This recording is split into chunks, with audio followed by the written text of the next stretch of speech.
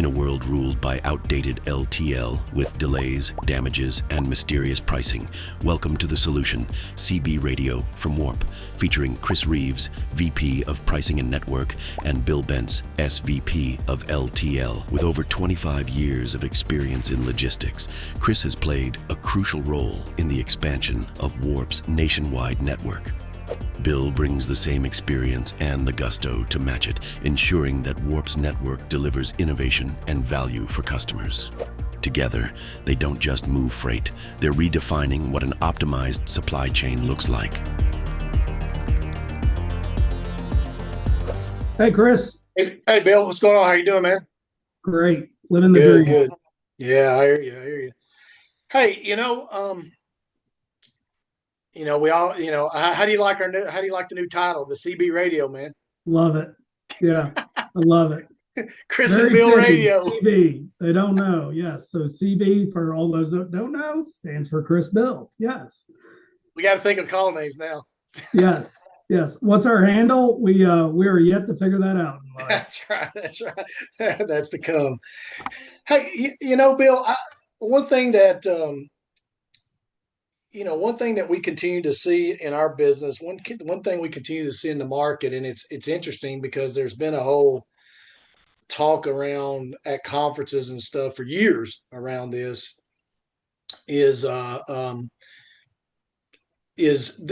shippers providing the right information at the point of pickup, at the point of tender, and all this stuff. Now, as you know, we've talked about misclassifications and people not putting right DIMs and all that stuff. But, really, I want to kind of talk a little bit more about, what you've seen, what I've seen and through the years, and, the lack of information that is either lack of information or correct information that is on bill ladings, the lack of shippers taking responsibility of what they're going to give to drivers, the lack of responsibility of what shippers do to validate, are they loading the correct drivers, or the lack of responsibility or the lack of care of them providing the right contact information for us to be able to pick up our names of companies on the doors, at the dock doors, or contacts for when we're trying to make appointments. I mean, what do you, there's a lot sitting under that right there. There is a whole lot of sitting under that, under a BOL. I remember years ago when we were trying to stress the importance to operations and drivers at one of our previous employers, the importance of a BOL.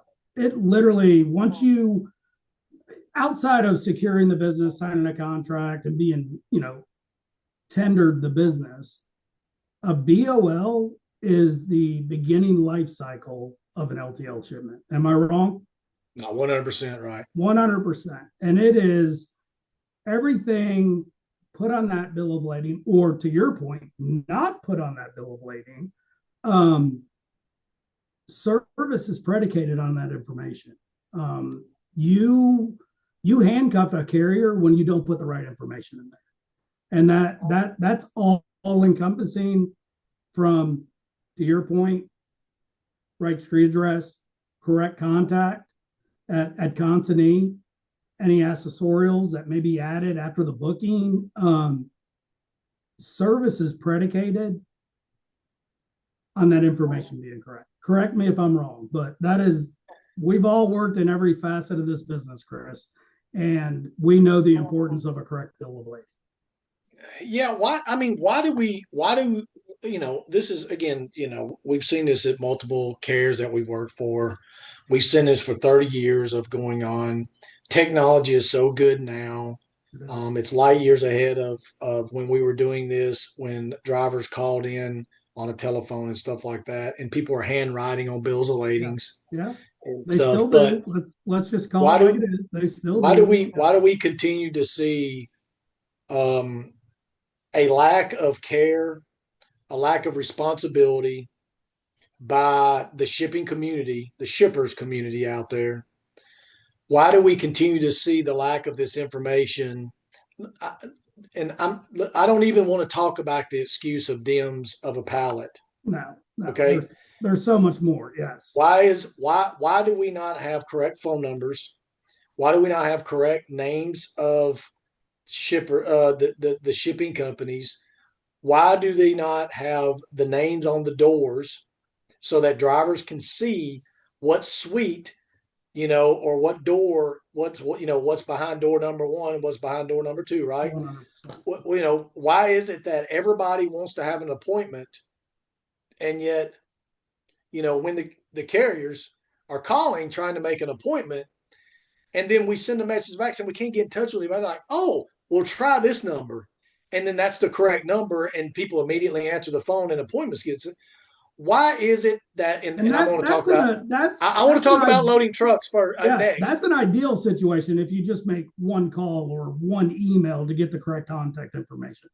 But why? A lot of back and forth, is it not? Why do shippers and their customer service departments or their sales departments not get this information and not get it right? And then when it's not going their way, they want to yell and scream at the carrier when they send us the right information. Not just us, this is every carrier. I'm just the one loud enough to say something about it on LinkedIn. How about that?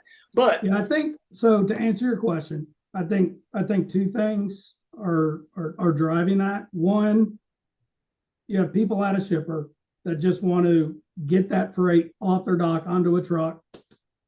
They've done their job. Two, I think it falls on whoever that salesperson is from a carrier or from a third party is educating. It's a great opportunity to have a conversation saying, hey, this is what we need, and this is what happens or doesn't happen when we don't get that information, and educate them. It's going to cost them, the shipper, time and money, because they have to pick up a phone, answer a call, do research, make other calls or other emails. There's a cost associated with that. And then on the carrier side, they're frustrated because they just want it off their dock. They don't want that freight sitting on their dock being exposed to getting hit by a forklift or misloaded and lost because they can't make that appointment, Chris. So I think, A, people just want to do their job, get the freight on the truck, and forget about it. B, don't you think it starts before the product is even being produced? Yeah, because think about it. Comes with that education piece. The order is coming through somebody besides the logistics manager or besides the dock worker. Yeah, and I think that's where that education piece that I mentioned comes into play. Absolutely, it does. So let's say an order, we had this situation happen, just this week. The order comes through. All right. Let's just say everything's right on the order. Let's just hypothetically say the sales rep for the shipper who took the order, let's just say everything was right. Okay. Right. Product was picked up. One pallet was on the bill of lading. Driver picked up one pallet. Okay. Driver goes and delivers that one pallet. And the consignee's like, this is not my stuff. Okay. The shipper loaded the wrong pallet. Okay. Of course, then the conversation is why did your driver pick up the wrong pallet? Why didn't your driver verify that? Yeah. Why did your driver verify it and all this stuff? Yeah. So what are your, of course, my opinion on this is it's not the driver's job to argue with the dock. It's the dock's job to know what they're doing and to organize and to give the proper paperwork and to give the proper shipments to the driver and to have it documented correctly. It's not a driver's job to manage the dock. No, that is not his role. His role is to put the wheels between the lines with the door open. Yeah. Their job's to load it on there. His job is to, make sure that it won't fall. We're going to put that, make sure it doesn't fall, but to drive away and to be safe from that dock to the next dock. That's right. So why do you think there's this whole aspect of shippers blaming carriers about, well, your driver should have known and your driver should have done this, and your driver should have done that, being that the driver technically he doesn't care where it's going in the country. No, he has to verify what the bill of lading says. I'll play devil's advocate. Does he have to verify it? Yeah. But if you're, and I'm just using this as a hypothetical, say you're using just one commodity, you're shipping out blow dryers or widgets. That's what we'd always say back in the day. Widgets. You're shipping widgets. All right. One skid of widgets, 1,000 pounds. That driver is going to walk out there and say, hey, I'm here to pick up for warp. One pallet of widgets. Well, every skid out there is widgets. So he's like, yeah, there's my skid of widgets. It's on them to verify, is the pallet labeled correctly? Is the pro match? Does the consignee match? Does the bill of lading? Why not stick a copy of the bill of lading in there on the inside of the shrink wrap where the driver can verify? I mean, a lot of shippers are putting people on the side and not even letting drivers out there. It's like they walk up, I'm with this carrier. They go, okay, got it. They bring it, they put it right there, or they run it on the truck. Say, here's your paperwork. Yep, they sign one skid. One skid. Look, here's one skid. Got it. One, and they're off and gone. Yeah. The driver does have verifications that they should be doing, but they're ultimately not responsible to load that freight. There are one-off situations for whatever reason, but no, it's on the warehouse employees, the shipping location employees, to verify what they're loading onto that trailer and then make sure it's going to the right carrier, the right commodity, the right shipment, and then the driver signs off on it, the shipper signs off on it, and everything should be copacetic, but as we know, it's not always. And that causes so many delays downstream. Well, I think, and I think it's somewhat, it's funny because, let's just be honest. People are taking pictures at docks at the point of pickup because of the way shippers are acting, saying it's not my fault you messed this up. It's not my fault you messed this up, and so, again, I think there was a massive thing that came down this week, or maybe last week or something. I don't know the exact date or time when it happened. I don't even know if you saw this, Bill, or not. Did you see where the head of the Department of Transportation put out that they're looking at putting things together that shippers will be held responsible for theft of their product by fraud carriers? Have you seen that? Verifying? No, I didn't read that. I'll have to. Okay, so basically, in general, and what's his name? Sean something. I can't remember what his name is. But anyway, the blip that I heard is basically pushing that if you load a fraudulent carrier, then it's your responsibility. And I think there's going to be some, if that gets pushed through, there's going to be some earth-shattering. When I say earth-shattering within the industries, I find that very interesting because, look, in the grand scheme of things, with everything that's going on, we can have, and this is outside of LTL. This is more a truckload thing, but this is still a shipper responsibility aspect of things. Okay. And it still pushes all the responsibility back on the shipper to make sure that you are doing what you're supposed to be doing. Teach your dock workers and have responsibility on your dock of what is going on, of when somebody pulls up, how do you verify if it's a whatever named carrier? How do you verify that? The majority of the people that are out there are not wearing uniforms. And of course, that's way into the truckload side, but there's a lot of, look, there's a significant amount of business that's moving around locally that don't involve uniform drivers. Yeah. Whoever it may be. Parcel could be parcels. It could be, big and bulky. People are delivering to people's homes and all, and all this stuff. But from a shipper perspective, all the time in plain clothes. Yeah. Right. So from a shipper's perspective, again, it's not about the one pallet anymore. Now it's about the liability is going to get pushed down. If this goes through, it sounds like to me the liability is going to be pushed back on the shipper, and that they're going to be the responsible one for that. If a truck shows up and they don't know who they're supposed to be loading and they don't have things in place to validate the truck, the driver, and they don't take, picture, let's say pictures of driver's license or anything like that. And again, I think this goes right back down to LTL and loading the correct pallet and having correct, even though correct contact information doesn't turn into it turns into storage charges, but it doesn't turn into liability charges. Right. But it does turn into responsibility. Absolutely. So, I mean, if that goes through, what do you think about that in terms of, if a truck gets, if product gets stolen, that, that they're talking about putting this back on the shippers and these Yeah, I third party think warehouses and all this stuff. yeah, I think it comes down to SOPs at shipper locations for loading carriers, tendering carriers, verification. Um, Everything that was just standard and never really thought of. Why we got away from that is not beyond me, because I think I know what it is, and I mentioned it earlier. I think people are so busy, they just want to get that freight off their dock, signed off, they did their job, it's in transit. They don't deal with the calls after that. They don't deal with the calls to sales, to accounts payables, to lost freight, to damaged freight.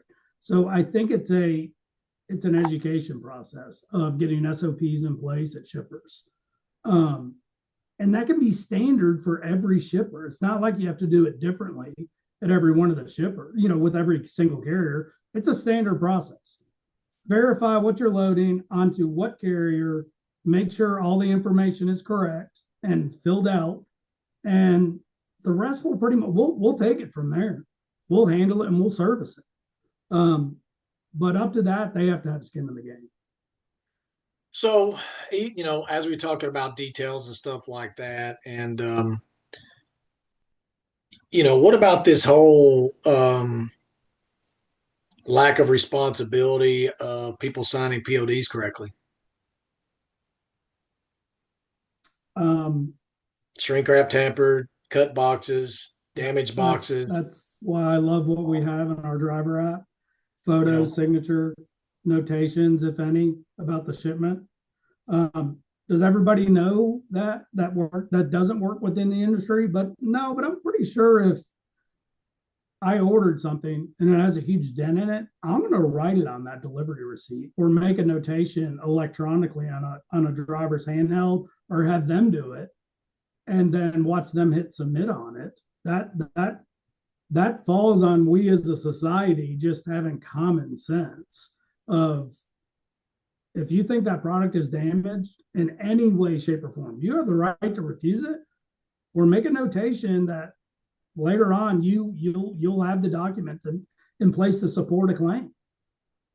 Yeah. What about the people that just put one pallet on there and they don't document the number of boxes on a skid, even though it's shrink wrapped, even though the driver's signing off as one, as you know, they're signing off as one handling unit. Most drivers are not signing off on the number of pieces on there because you've got boxes they can't validate, especially inside the skid. Especially if the shrink wrap looks intact and doesn't look like anything's been removed. Why would you think there's any more? But there's still the aspect of the front side of saying one pallet with 50 boxes, so that the consignee knows that there's should be 50 boxes on there, right? Yeah, that's right. One box STC, said to contain. That's so why do you think shippers don't do that? Why do you think they just throw one pallet on there and just ignore that little specific detail? Because I don't think anybody, I mean, in a lot of instances, I don't think people even know what STC stands for, Chris.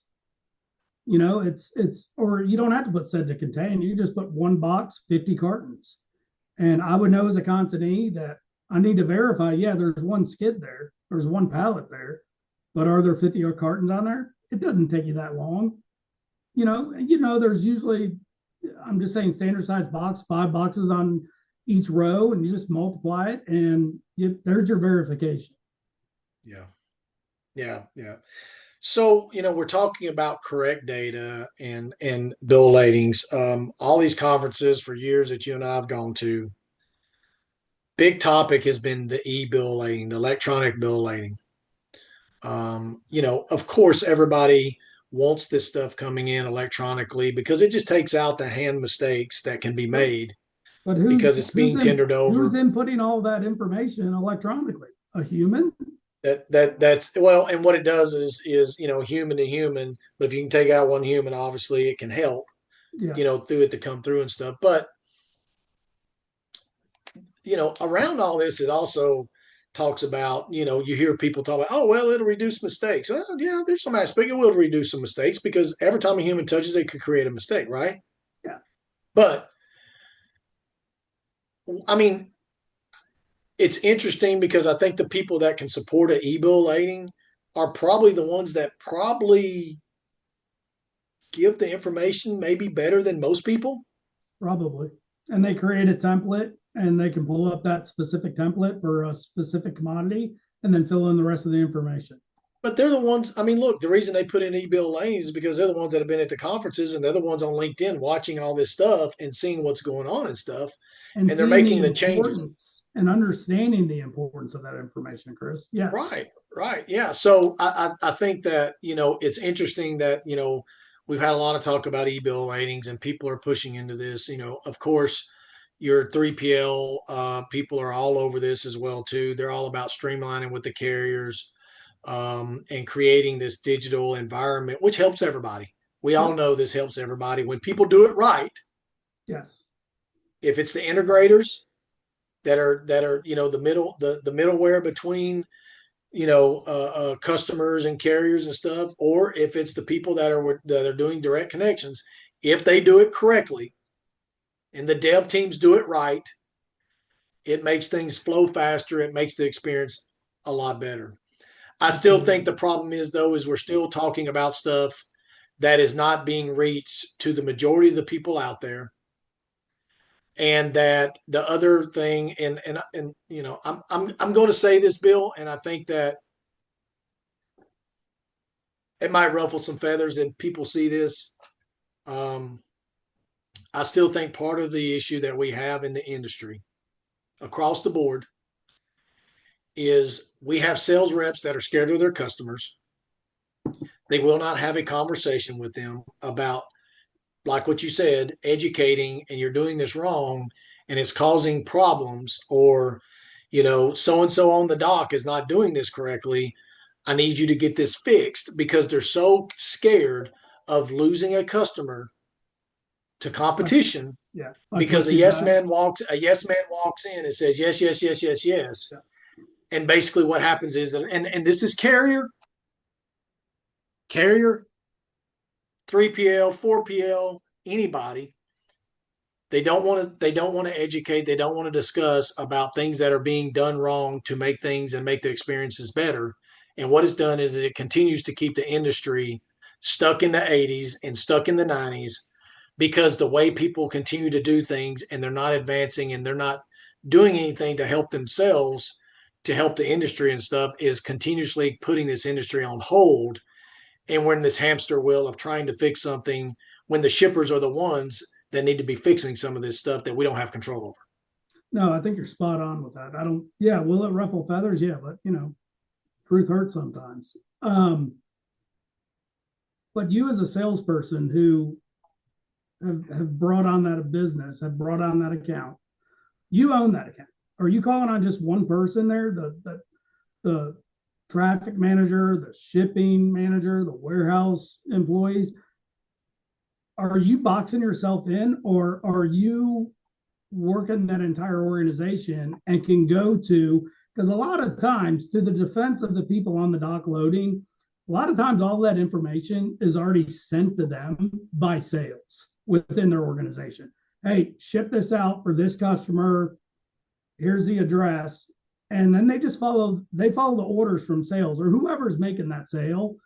Why not you as the salesperson from the carrier's perspective, go to them and say, hey, do you mind if I speak with sales and show them how important that information they get as part of the sales process is to make your life easier, to make customer services life easier, and not get the calls from the carriers looking for information we should already have in hand. Am I wrong? Bill, LTL tariffs are 300. Their tariff is 300 pages long because of all the stuff they've had to put in because of the mistakes or the lack of information or the lack of caring that shippers have done to provide the correct information. Yeah. Yeah. I mean, and they keep raising the accessorials every year. At what point in time do these shippers look at themselves and say, look, I can control these things, and how many 10, 15, $30 extra charges does the community have to charge the shipping environment to get them to wake up to just do the correct data? Yeah. Put the correct data on Yep. there. Yep. You know, No, I agree with you. how many change bill ladings, how many reways, how many, and I'm not even talking about Storage. reclasses when Yeah. you get mixed Storage pallets and all charges. this stuff, Yeah. but how many times and how much, and look, hey, more power to the carriers that are doing it, that charge it. You know what? It just adds on to their margins and stuff like that. Kudos to them. It just drives ORs, and for anybody that's gonna watch this, just look at the quarterly OR reports. It's a down economy, but they're all operating profitably. So where do you think that's coming from? So it just amazes me that these accessorials continue to happen, and the shipping community continues to turn a blind eye to it and complain about their costs going up, and yet they refuse to do anything about it and take these responsibilities of what is going on here and why is this happening, and walking out and telling Bill Bentz, fix yourself. Why does this keep happening? Yep. Or whatever it is. No, I'm that these are not internal communications that are happening every day, within these companies when an invoice comes in. 100%. And that's because it's jacking up the back office as well too. Absolutely, it is. If you can get in front of a controller, excuse me, if you can get in front of a controller at one of those shippers and say, hey, here's the accessorials you paid, and this is the reason you're paying these accessorials, I would imagine that controller is going to be like, that's a lot of money. Why are we paying that much? Well, because you're not putting the right information on the bill of lading. You're not giving us, so we in turn have a cost associated with retrieving a, correct contact info, with, redelivery, with whatever it may be.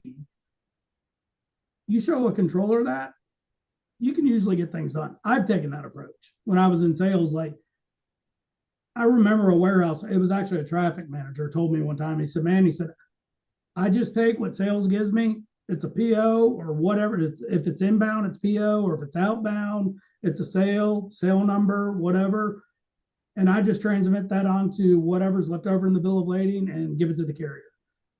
You got to show other departments within that shipper that you're costing the company money. And that's where, to your point, you've got to show it's a two-way street. It's a partnership. I'm trying to help you not get assessed these accessorials, but you got to help me in servicing your account in an efficient manner by giving me good info. That's or it speeds up service. Yes, absolutely. It just, or if anything, if it doesn't cost more, the right information speeds up the deliverable of the product. 100%. I mean, if you're talking about going to these big box retailers, having the right number to schedule the appointment on a portal or something like that. Or if you're going, wherever it is, having that information is just so valid. And, and again, we continue to see, what are the order numbers? What is the product? What should this be? Should this be? And then none of it is on a bill lading. None of it is sent to us electronically. And now it's on the chasing game. And all it's doing is slowing down their shipments. Slowing down and costing both sides money. That's exactly costing money. That's right. That's right. Well, I mean, Bill, I think this topic is going to continue to come up in our conversations. There's no doubt that, we always talk about big data within companies. Everybody's talking about data. We dump data and the data is not there. It's left off or whatever it is. But I think that, again, at some point in time, how do the carriers, how many times do the carriers, and how steep and how deep do the carriers have to punish shippers financially? Because you can't control them. I told you not to do that, but you can't do that. how much do they have to punish, and how does it continue to go up? How much do these rates continue to go up on the accessorials of punishing these people to make them act right? 100%. I think And you have a responsibility in sales from the carrier's perspective, if you're in carrier sales, to educate those customers, because then it's more of a consultative sale as opposed to just hey, I would love your business. It's, wow, Bill cares about our business and he's showing how we can be better as a shipper. Why wouldn't they like Bill a little bit more? And then price really doesn't become part of the conversation. When a GRI comes up, they see the value in that carrier, in that individual that's representing that carrier, because they're trying to help that shipper become better. Yeah. Why not take that opportunity as a salesperson to capitalize on that and have a conversation with somebody else in an organization? Yeah. I would hate to be a shipper sitting there negotiating rates and all this data rolls out of all these accessorials of this is how much you punish, if I'm a carrier, because they're all getting it together. They're all getting all this data together.